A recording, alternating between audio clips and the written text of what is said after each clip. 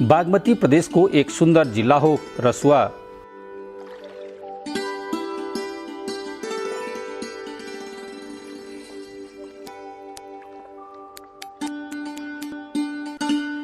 रसुवा जिल्लालाई पर्यटकीय दृष्टिकोणले बागमती प्रदेशकै मुख्य केन्द्रबिन्दुको रूपमा हेर्ने गरिन्छ।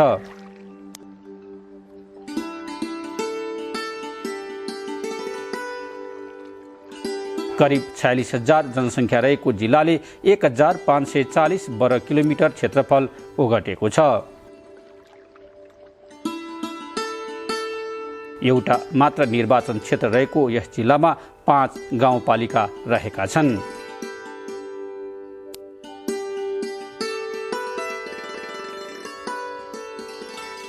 जिल्लाका 5वटै गाउँपालिका जैविक विविधता र प्राकृतिक सौन्दर्यका हिसाबले विशेष छन्।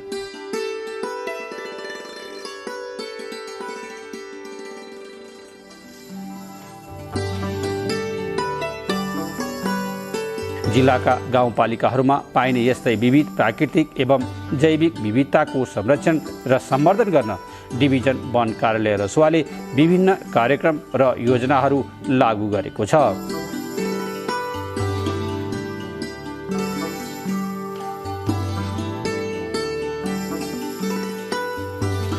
वन कार्यालयको कार्यक्षेत्र 3वटा गाउँपालिकामा सीमित गराइएको भए पनि जिल्लाभरि रहेका प्राकृतिक वन सम्पदाको प्रयोग गरी हुने सबै क्रियाकलापहरूमा वन कार्यालयले आफ्नो भूमिकालाई सधैँ अग्रणी राख्दै आएको छ।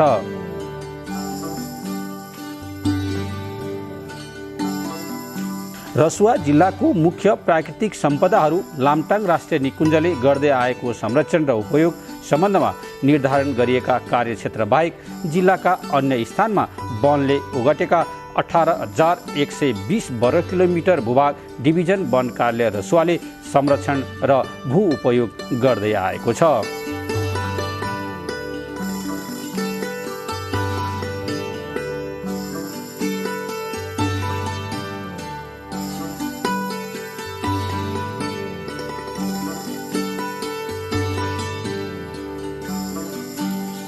निकुञ्ज बाहिरको वन क्षेत्रको उचित संरक्षण गर्दै त्यस्ता वन क्षेत्र वरपर बसोबास गर्ने करिब 5,000 घर धुरीलाई त्यसको प्रतिफल दिन 72वटा सामुदायिक वन उपभोक्ता समूह गठन गरिएको छ भने वन संरक्षण गर्दै त्यसबाट समुदायकै हितमा उपयोग बढाउन 5,560.75 हेक्टर वन क्षेत्र सामुदायिक वन क्षेत्रको रूपमा समुदायलाई हस्तान्तरण गरिएको छ।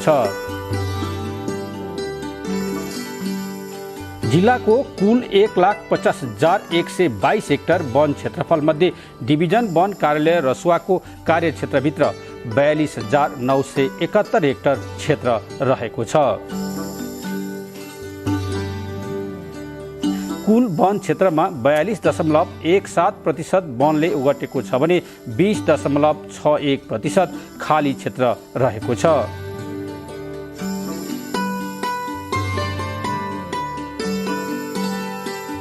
त्यसैगरी 24% घाँसे मैदान र झाडी तथा बुट्यान क्षेत्रले ओगटेको छ।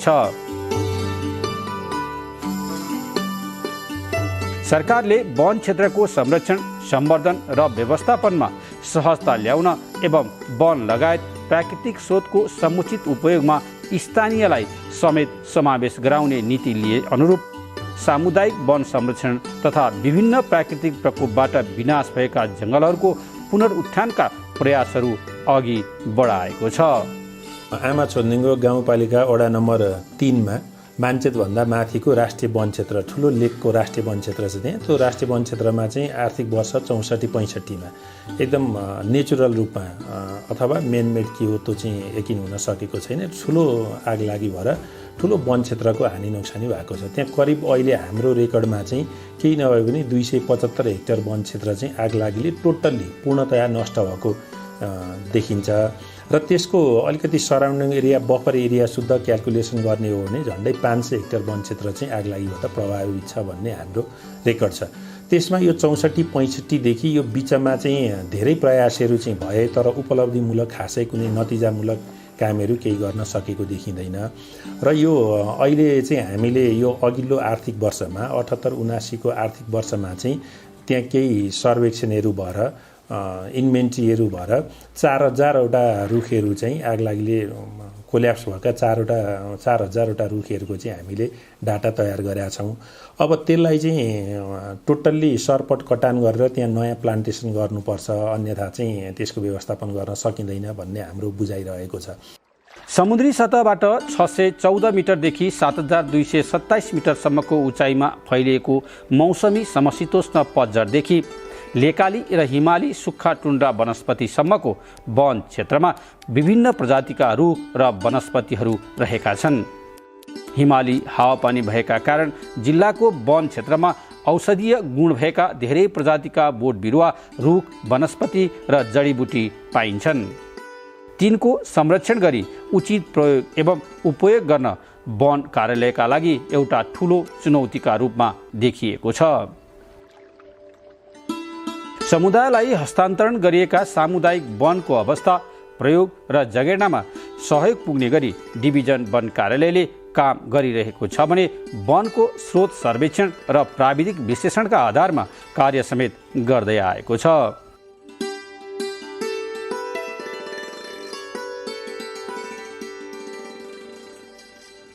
जसबाट सामुदायिक वनका उपभोक्ता समितिहरूमा वन पैदावार मौजात सँगै वार्षिक आयमा समेत सुधार पुग्न सफलता मिलेको छ। आर्थिक वर्ष 2079-80मा कार्यालयले डढेलो लागेर क्षतिग्रस्त भएको क्षेत्रमा सुकेका तथा ढलेका रुखहरूको सामुदायिक वन उपभोक्ता समिति मार्फत व्यवस्थापन गर्ने कार्य गरेको छ, जसबाट उपयोग गर्न मिल्ने रुखहरू छनौट गरी व्यवस्थापन गर्दा सामुदायिक वन उपभोक्ता समितिलाई आर्थिक रूपमा समेत सहयोग पुगेको छ। अर्बौंको काठ चाहिँ त्यसै कुहिएर गइरहेको देखियो, जुन चाहिँ अहिले पनि अझै पनि व्यवस्थापन गर्ने हो भने अझै पनि करोडौँ अर्बौंको चिज करोडौँमा झरेको छ, अझै पनि त्यो चाहिँ व्यवस्थापन हुन सक्छ।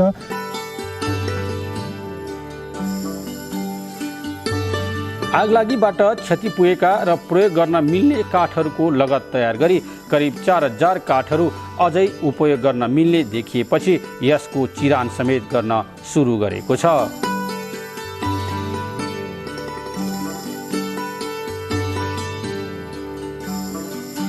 यस आर्थिक वर्षमा काठ चिरान गरी बिक्री गरे बापत सामुदायिक वन लगायत गाउँपालिका, डिभिजन वन कार्यालय तथा प्रदेश सरकारलाई करिब 40 लाख रुपियाँ आम्दानी भएको देखिन्छ। यसबाट स्थानीयले गाउँघरमै रोजगारी प्राप्त गरेका छन् भने सामुदायिक वन उपभोक्ता समितिले पनि आर्थिक लाभ लिन सफल भएका छन्।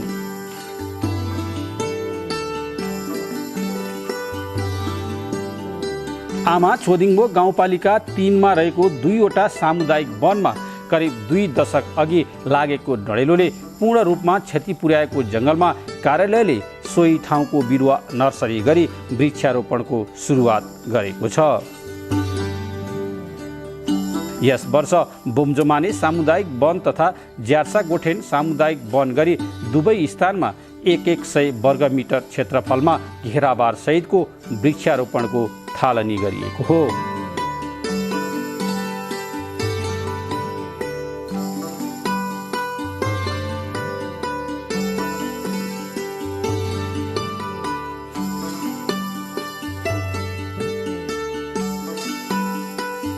यी दुवै सामुदायिक वनका 273 हेक्टर क्षेत्रफलमा भीषण आग लागेपछि कुनै पनि बिरुवाको हालसम्म वृद्धि विकास हुन सकेको छैन, जसले गर्दा यस स्थानका वरिपरि सुकेका र ढलेका अग्ला काठहरू मात्र देखिन्छन्।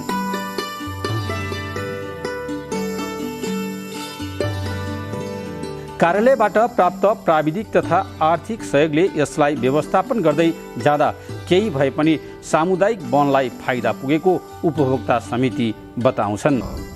राज्यको सम्पत्ति हो यसलाई चाहिँ जसरी भए पनि यसलाई व्यवस्थापन गरेर चाहिँ हाम्रो केही राज्यमा केही हुन्छ कि अब यो हाम्रो गाउँ समाजमा पनि हाम्रो उपभोक्तालाई पनि अलिकति आम्दानी अब स्थानीय सरकार, प्रदेश सरकार, हाम्रो पालिकादेखि सम्पूर्णले अलि पहिले चाहिँ ध्यान दिएको जस्तो लागेन।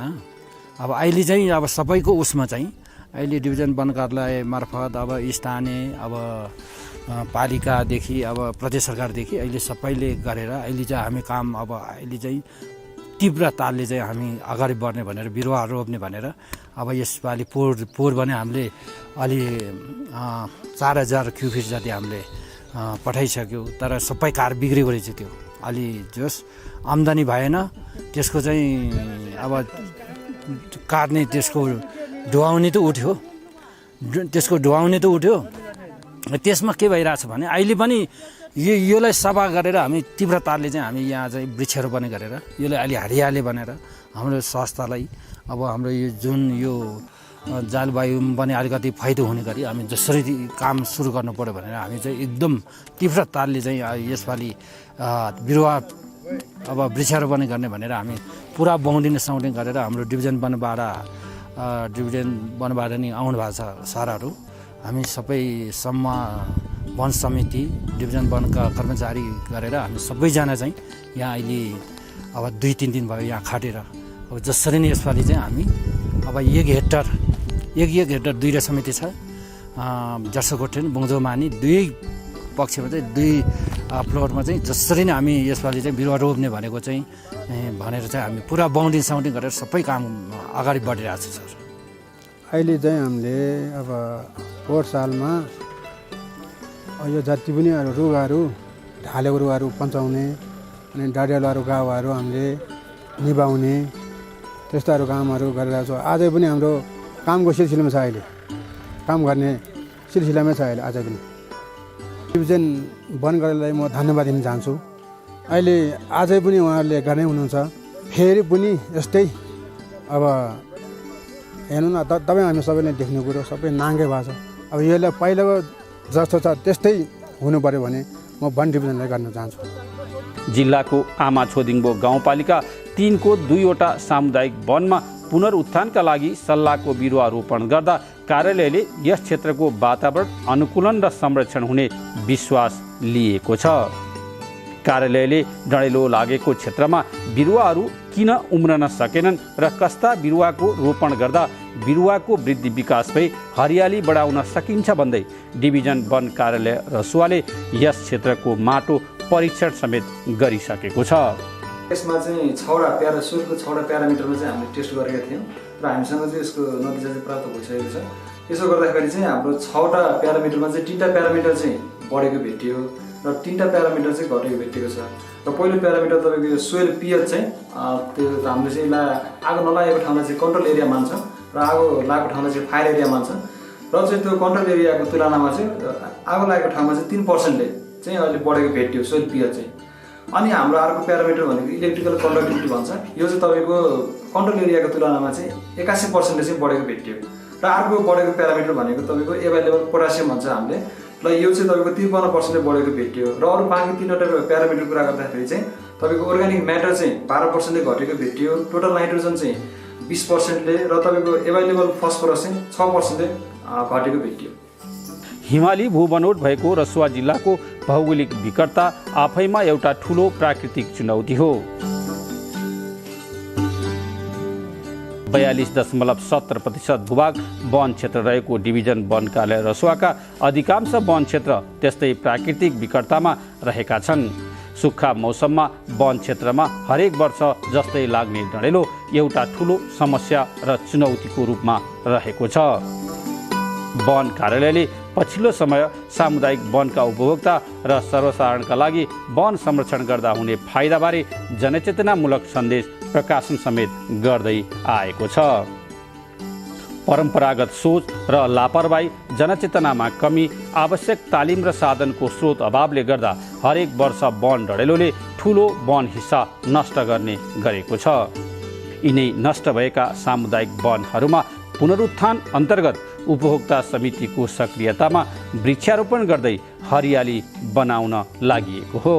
चौरीहरूको त्यहाँ चाहिँ अब व्यावसायिक हिसाबले चौरीहरू पालन गर्ने ठाउँ रहेछ, भेडाहरू पालन गर्ने ठाउँ। अब चौरी भेडाहरूको गोठहरू पनि त्यहाँहरू भएको हुनाले वृक्षारोपणहरू गर्नलाई पनि खुल्ला वृक्षारोपण गर्दाखेरि त्यो वृक्षारोपण सफल नहुने, तारबार सहितको वृक्षारोपण गर्नुपर्ने, तारबार सहितको वृक्षारोपण कस्टको हिसाबले पनि एकदम हाई कस्टिङमा जाने, ती सबै चिजहरू भएको अवस्थामा पनि अहिले हामीले एउटा ट्रायलको हिसाबले केही सुरुवात त गरौँ न। अब पब्लिकले पनि धेरै भनिसके 64-65देखि आगलागी भएर यस्तो भएको जङ्गल अहिलेसम्म वन डिभिजनले केही पनि हेर्दैन, कुनै व्यवस्थापनको काम अगाडि बढाएन भन्ने खालको तमाम गुनासोहरू आइराखेको अवस्थामा हामीले चाहिँ यो आर्थिक वर्षमा त्यहाँ चाहिँ हाम्रो वन मन्त्रीज्यू विशाल खड्काज्यूबाट पनि फिल्ड भिजिट भयो अनि उहाँहरू हामी सबैको सरसल्लाह भएर चाहिँ केही पैसाहरू चाहिँ करिब 40 लाख रुपियाँ जति चाहिँ त्यसको व्यवस्थापनमा एकचोटि बजेट पनि आयो र आएपछि हामीले एउटा सुरुवात चाहिँ गऱ्यौँ र त्यहाँ 2टा सामुदायिक वन छ, बोन्जो माने र ज्यासा गोठान भन्ने 2टा सामुदायिक वन छ।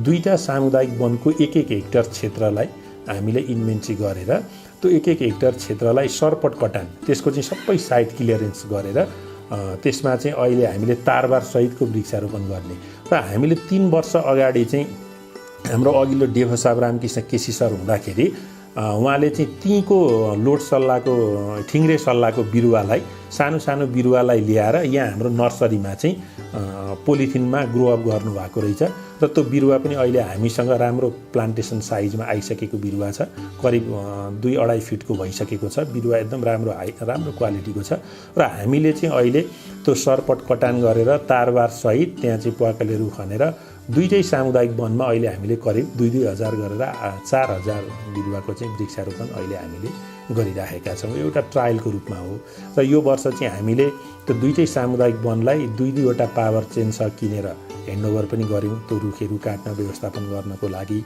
अनि अहिले एउटा चाहिँ अलिकति यो टियुको प्रोफेसरहरू सहितको चाहिँ एउटा अध्ययन टोलीले त्यहाँ एउटा अध्ययन पनि गर्नुभएको छ, किनभने त्यो लामो समय अब 64-65देखि अहिलेसम्म खासै नेचुरल्ली पनि त्यहाँ त्यति रुख बिरुवाहरू आएको छैन त्यो आगलागी भएको ठाउँमा। त्यसकारण त्यो माटोमै केही डिफेक्टहरू छ कि किन बिरुवाहरू नेचुरल रूपमा प्राकृतिक रूपमा आउन सकिरहेको छैन भन्ने कुरो त्यसको चाहिँ सोइल टेस्टहरू सहितको एउटा अध्ययन गरेर त्यो रिपोर्ट पनि आइसकेको छ हैन। अब त्यो रिपोर्टको आधारमा त्यसको अध्ययनको आधारमा यो कामलाई चाहिँ कन्टिन्यू अगाडि बढाउनुपर्छ भन्ने हाम्रो बुझाइरहेको छ। प्रकृति बिना मानव जीवन सम्भव छैन। वनबाट प्राप्त हुने वस्तु प्राकृतिक सम्पदा मध्ये प्रमुख र सर्वश्रेष्ठ सम्पदा हो। जैविक विविधताले सम्पन्न हिमाली जिल्ला भएकाले उच्च भूभागमा हुने बहुमूल्य जडीबुटीको खेती विस्तार गर्दै स्थानीयको रोजगारी र आय आर्जनको क्षेत्र बढाउने ठूलो सम्भावना रसुवामा छ।